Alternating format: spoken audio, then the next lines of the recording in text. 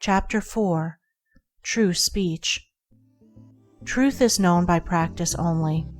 Without sincerity there can be no knowledge of truth, and true speech is the beginning of all sincerity.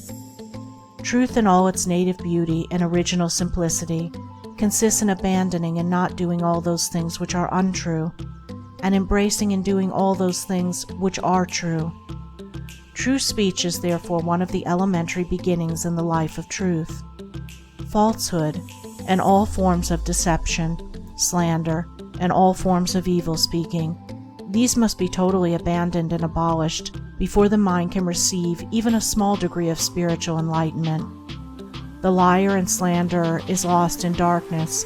So deep is his darkness that he cannot distinguish between good and evil, and he persuades himself that his lying and evil speaking are necessary and good, that he is thereby protecting himself and other people. Let the would-be student of higher things look to himself and beware of self-delusion. If he is given to uttering words that deceive, or to speaking evil of others, if he speaks in insincerity, envy, or malice, then he has not yet begun to study higher things. He may be studying metaphysics, or miracles, or psychic phenomena, or astral wonders.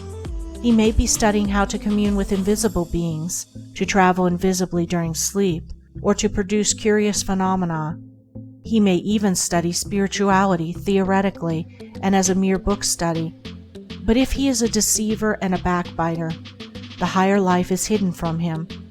For the higher things are these: uprightness, sincerity, innocence, purity, kindness, gentleness, faithfulness, humility, patience, pity, sympathy, self-sacrifice, joy, goodwill, love. And he who would study them, know them, and make them his own, must practice them. There is no other way. Lying and evil speaking belong to the lowest forms of spiritual ignorance, and there can be no such thing as spiritual enlightenment while they are practiced. Their parents are selfishness and hatred. Slander is akin to lying, but it is even more subtle, as it is frequently associated with indignation, and by assuming more successfully the appearance of truth, it ensnares many who would not tell a deliberate falsehood. For there are two sides to slander. There is the making of repeating of it, and there is the listening to it and acting upon it. The slanderer would be powerless without a listener. Evil words require an ear that is receptive to evil in which they may fall before they can flourish. Therefore, he who listens to a slanderer, who believes it, and allows himself to be influenced against the person whose character and reputation are defamed, is in the same position as the one who framed or repeated the evil report. The evil speaker is a positive slanderer. The evil listener is a passive slanderer. The two are cooperators in the propagation of evil. Slander is a common vice and a dark and deadly one. An evil report begins in ignorance and pursues its blind way in darkness. It generally takes its rise in a misunderstanding.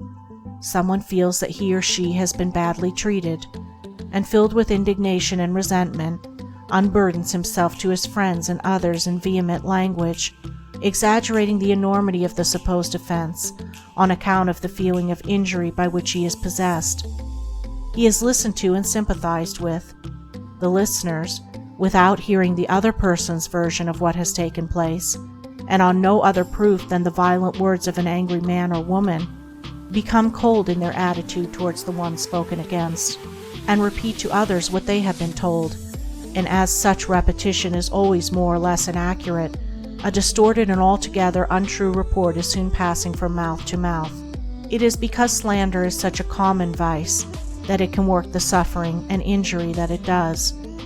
It is because so many, not deliberate wrongdoers, and unconscious of the nature of the evil into which they so easily fall, are ready to allow themselves to be influenced against one whom they have hitherto regarded as honorable, that an evil report can do its deadly work. Yet its work is only amongst those who have not altogether acquired the virtue of true speech, the cause of which is a truth-loving mind. When one who has not entirely freed himself from repeating or believing an evil report about another hears of an evil report about himself, his mind becomes aflame in burning resentment, his sleep is broken, and his peace of mind is destroyed. He thinks the cause of all his suffering is the other man and what the other man has said about him, and is ignorant of the truth that the root and cause of his suffering lies in his own readiness to believe an evil report about another. The virtuous man, he who has attained to true speech, and whose mind is sealed against even the appearance of evil speaking, cannot be injured and disturbed by any evil reports concerning himself, and although his reputation may for a time be stained in the minds of those who are prone to suggestions of evil, his integrity remains untouched and his character unsoiled, for no one can be stained by the evil deeds of another, but only by his own wrongdoing. And so, through all misrepresentation, misunderstanding, and contumely, he is untroubled and unrevengeful, his sleep is undisturbed, and his mind remains in peace. True speech is the beginning of a pure, wise, and well-ordered life. If one would attain to purity of life, if he would lessen the evil and suffering of the world, let him abandon falsehood and slander in thought and word. Let him avoid even the appearance of these things, for there are no lies and slanders so deadly as those which are half-truths. And let him not be a participant in evil speaking by listening to it. Let him also have compassion on the evil speaker, knowing how such a one is binding himself to suffering and unrest. For no liar can know the bliss of truth, no slanderer can enter into the kingdom of peace.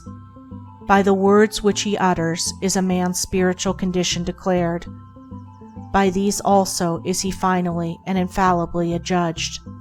For as the Divine Master of the Christian world has declared, "By thy words shalt thou be justified, and by thy words shalt thou be condemned."